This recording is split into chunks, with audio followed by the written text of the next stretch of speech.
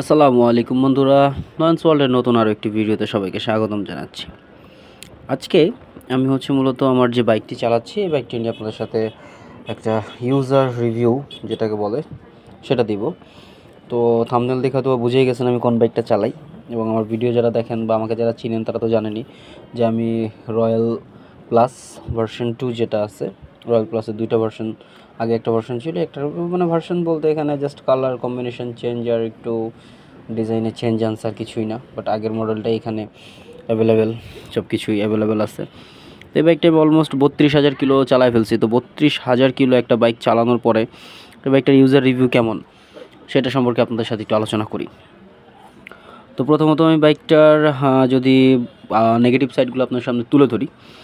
Negative side হচ্ছে, অনেকে মনে করেন রানার বাইকটা আসলে কিন্তু একটু চাইনিজ ব্র্যান্ডের বাইক, বাংলাদেশি ব্র্যান্ড হইলেও তাদের পার্টস সব হচ্ছে চায়না থেকে আমদানি করা হয়।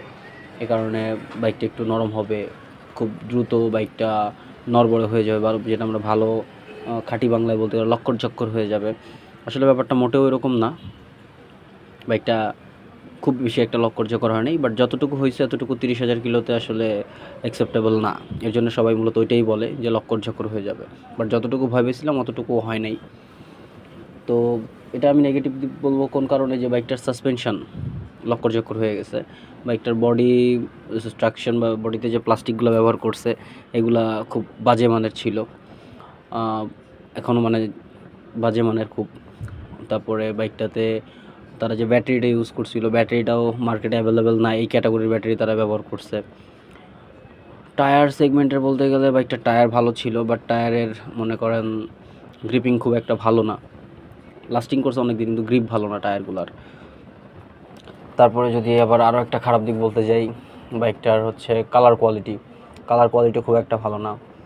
তারপরে আরও একটা খারাপ দিক বলতে গেলে বাইকটার সিট একবারেই ভালো না। বাইকটা যারা চালাইছেন বা যারা দেখছেন তাদের পরিচিত জনরা কেউ ব্যবহার করছে, বাইকটার প্রথমত খারাপ দিক বলতে গেলে এটার সিট, এটা আমি 1 নম্বরে বলা উচিত ছিল, বলতে পারি এটা সিট ভেঙে গেছিলো, আমাকে পরে 3,000 টাকা দিয়ে একটা সিট লাগাইতে হয়েছে। তারপরে এটার ফুয়েল ট্যাঙ্কে হচ্ছে গিয়া খুব অল্পতেই জং ধরে যায়। 10,000 কিলো পর থেকে ফুয়েল ট্যাঙ্কে জং ধরে গেছে, আমাকে ফুয়েল ট্যাঙ্কটা অনেকবার ওয়াশ করাইতে হয়েছে। এই কিছুদিন আগে আমি ফুয়েল ট্যাঙ্কটা ওয়াশ করাইছি। এরকম টুকিটাক অনেকগুলো খারাপ দিক আছে যেগুলো আপনি একটা 1 লাখ টাকা দিয়ে একটা বাইক কিনে এত খারাপ দিক পাবেন না। অন্যান্য যদি আপনি বাংলাদেশের তো আসলে একটাই ব্র্যান্ড, যদি ইন্ডিয়ান কোনো ব্র্যান্ডে যান তাহলে তো পাবেন না, জাপানিজ চাইনিজ ব্র্যান্ডে গেলেও সেখানেও আপনি এগুলো পাবেন না। তো এত টাকা দিয়ে 1,08,000 টাকা বাইকটার তখন বাজার মূল্য ছিল, আমি যখন কিনেছিলাম আজ থেকে 2 বছর আগে, তখন 1,08,000 টাকা দিয়ে আসলে এই বাইকটা নেওয়ার কোনো মানে না। তো যেহেতু আমি কিস্তিতে নিয়েছিলাম এর জন্য মূলত নেওয়া হয়েছিল। বর্তমানে বাইকটার রেগুলার প্রাইস হচ্ছে 92,000 টাকা মাত্র।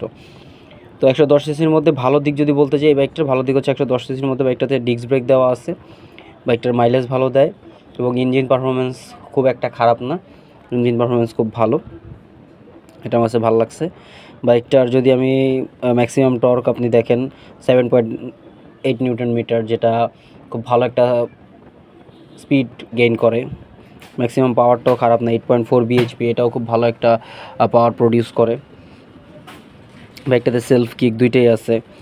এবং একটা খারাপ দিক বলতে ভুলে গেছিলাম, একটা কার্বোরেটর কিন্তু আমার 30,000 কিলোতে একটা কার্বোরেটর চেঞ্জ করা লাগছে, 2টা ক্লাস প্লেট চেঞ্জ করা লাগছে 30,000 কিলোতে। বলতে পারেন ভাই আপনার রাইডিংয়ের সমস্যার কারণে হয়তো চেঞ্জ করা ভালো লাগতে পারে। না ভাই, রাইডিংয়ের সমস্যা না, এটার ক্লাস প্লেট বেশি খায়, বেশি প্রবলেম হয় এটার ক্লাস প্লেটে, যেটা যারা চালায় তারা জানে মূলত। তো মাইলেজের দিক থেকে আমি এটাতে 55 থেকে 60-এর ভিতরে মাইলেজ আমি প্রথম দিকে ব্রেক ইন পিরিয়ড শেষ করার পরে পেয়েছিলাম। তারপরে মাইলেজটা আবার একটু কমে গেছে। এখন মোটামুটি এটা কয়েকবার সার্ভিস করার পর, ঠিকঠাক করার পর অ্যাভারেজ 45 এরকম আমি পাই। তারপরে বাইকটার চাকার কথা বলছি, বাইকটার ফুয়েল ট্যাঙ্কের একটা বাজে দিক আছে। ওভারঅল আমার ব্যক্তিগতভাবে আমি বাইকটা নিয়ে স্যাটিসফাইড না। আমি যেহেতু কিস্তি নিয়েছিলাম এর জন্য মূলত আমার নেওয়া লাগছিল, তাছাড়া নগদ টাকায় কেউ মূলত এই বাইকটা কিনতে আসেন না ভাই। এই বাইকটা নগদ টাকায় যদি কেউ কিনতে আসেন পুরো লস হবে আপনাদের, ঠিক আছে? ভ্যালু ফর মানি কিছুই না। বিক্রি করতে গেলে বাইকটাকে আপনি 30,000 টাকা বিক্রি করতে হবে। কদিন আগে আমি রাগ করে এটা সেল পোস্ট দিয়েছিলাম, তো সেল পোস্টে আমাকে এটাতে 25,000 টাকা দামও বলছে। আমি আলহামদুলিল্লাহ বলছি, কাস্টমার 1 টাকাও বলতে পারে, সেটা কোনো ব্যাপার না। কিন্তু যদি মনে করেন যে না আমার টাকার সমস্যা আছে, এই আছে ওই আছে, আপনি ভাই অন্য কোনো ব্র্যান্ডের টিভিএসের একটা বাইক নিতে পারেন কম দাম দিয়ে। টিভিএসের একটা বাইক নেন, অথবা বাজাজের একটা বাইক কম দাম দিয়ে নেন, কিন্তু আপনি রানারের বাইক নিয়েন না। নিলে ভাই দিন শেষে ভোগান্তির শেষ হবে না। এই বাইকটা নিলে প্রচুর পরিমাণে ভুগতে হয়। আমি নিজে প্রচুর পরিমাণে ভুগি এই বাইকটা নিয়ে।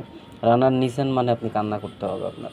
কিন্তু হ্যাঁ, যদি মনে করেন যে না আমার কাছে ভাই টাকা আছে, টুকটাক আমি খরচপাতি করতে পারবো, আমার ভালো লাগে রানারের বাইক, সেক্ষেত্রে আপনি নিতে পারেন। আমি নিয়েছিলাম ভাই দায় ঠেকা, কিস্তিতে নিতে হয়েছিল, দায় ঠেকে নিছি, নিয়ে চালাইতেছি।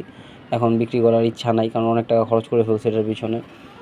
আর এই জন্য মূলত চাচ্ছি না এখন এটা বিক্রিও করতে, কারণ ভালো পরিমাণের টাকা আমার এটাতে খরচ হয়ে গেছে। এর জন্য এখন বিক্রিও করতে চাই না। বিক্রি করতে চাইলেও মনে হয় যে এতগুলো টাকা খরচ করছিলাম আবার এই এত কম দামে বিক্রি করে দিব। তো লাস্ট আমার দাম উঠছে হচ্ছে এটার 50,000 টাকা মতো আমার দাম বলছি রাখ বড় ভাই এলাকার বড়, কারণ উনি ব্যক্তিগতভাবে দেখছে যে আমি এটা কত যত্ন করে ইউজ করি।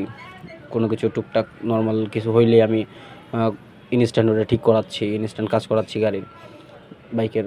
এর জন্য মূলত উনি ইন্টারেস্টেড ছিল যে হ্যাঁ 50,000 টাকা হইলে আমরা দিয়ে দাও। তো আমি বলছিলাম সরি ভাই, আমি এখন বিক্রি করবো না, কারণ আমার কাছে খারাপ লাগে আপনারা বিক্রি করতে, একটা মায়া জন্মায় গেছে ওর প্রতি। কিন্তু একদিন না একদিন তো তাকে ছাইড়া দিতেই হবে, কারণ আশা আছে, সকল ছেলেরই আশা থাকে একটা ভালো বাইক, একটা ভালো ব্র্যান্ডেড, ভালো একটা স্পোর্টস বাইক বা স্পোর্টস লুকিং বাইক নিবে, সবারই আশা থাকে। আমারও আশা আছে, স্বপ্ন আছে, জানি না আল্লাহ পাক কোন দিন পূরণ করে। কিন্তু মোরাল অফ দ্য স্টোরি কি, যে বাইক নিতে হইলে কম দামি বাইকের ভিতরে রানার বাইকটা কেউ নিয়েন না। একটু বাজেট বাড়ায় আপনি টিভিএস অথবা বাজাজের বাইক নেন, শান্তিতে থাকতে পারবেন। অ্যাটলিস্ট এই রানার কোম্পানির এই বাইক আপনারা নিয়েন না। ইভেন তাদের সার্ভিস এত বাজে ছিল, সার্ভিস সেন্টারের ব্যবহার ওগুলো না বললাম, খুবই খারাপ অবস্থা। আর আমি যে চেক দিছিলাম আমার বাইক নেওয়ার সময়, সে চেক আমার এখন তো তারা রিটার্ন করে নাই। আজকে কালকে পরশু করতে করতে আমার কিস্তি শেষ হয়েছে আরও 4 মাস আগে, 5 মাস আগে, এখনও তো তারা আমাকে আমার এটা রিটার্ন করে নাই। তো যাই হোক, সকলে ভালো থাকবেন। আগামী নতুন কোনো ভিডিওতে দেখা হবে। আজকে এই পর্যন্তই। অফিসে চলে আসছি, অফিসে আসতে আসতে আপনার সাথে কথা বললাম, বাইকটার ব্যাপারে ভাবলাম আপনাদেরকে জানানো উচিত। সকলে দোয়া রাখবেন। আসসালামু আলাইকুম।